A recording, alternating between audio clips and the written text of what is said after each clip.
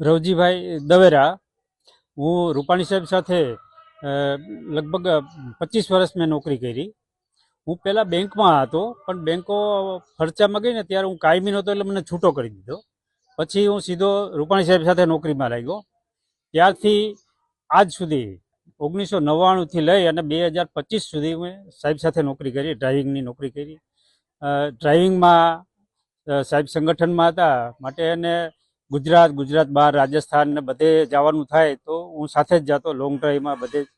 સાહેબનો એક પરિવારની જેમ મને રાખ્યો છે, પરિવારની જેમ જ રાખ્યો છે મને. અને મિટિંગમાં જાય, ક્યાંય મિટિંગમાં જવાનું થાય તો મને પહેલાં કહી દેતા કે તમે સમયસર જમી લેજો, આરામ કરી લેજો, આપણે પાછું નીકળવાનું હોય તો આરામ જરૂરી છે. એટલે એક પરિવારના સભ્યને જેમ સાચવે એમ મને સાચવે. સાહેબ, અમે રાજસ્થાન ચૂંટણી પ્રચારમાં ગયા હતા, ત્યારે સાહેબે ને મને પોતાના રૂમમાં, એમ કે બીજે નહીં, પોતાના રૂમમાં વ્યવસ્થા કરી દીધી હતી રહેવાની. અમે 1 વીક રોકાયા હતા, એટલે આટલું આપણે કાળજી રાખતા સાહેબ.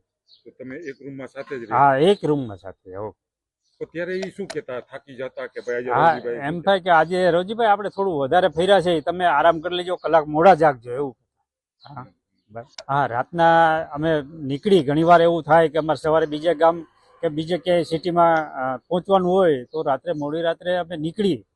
પછી સાહેબને જૂના પિક્ચરના જૂના ગીતો ગાવાનો, સાંભળવાનો બહુ શોખ.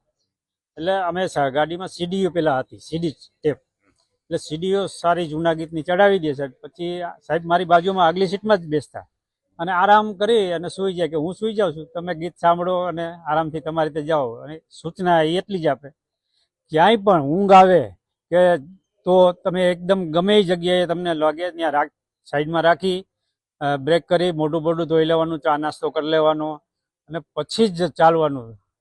અને હું ઘણીવાર એવી રીતે લેટ થતું તો આ રીતે ઘણીવાર મેં રોકેલી છે ગાડી.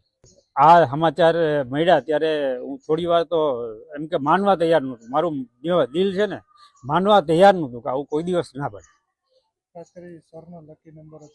હા હા, હું જ્યારે લાગ્યો ને સાહેબને ત્યાં, ત્યારે એની પાસે ગાડી હતી મારુતિ 800-1206.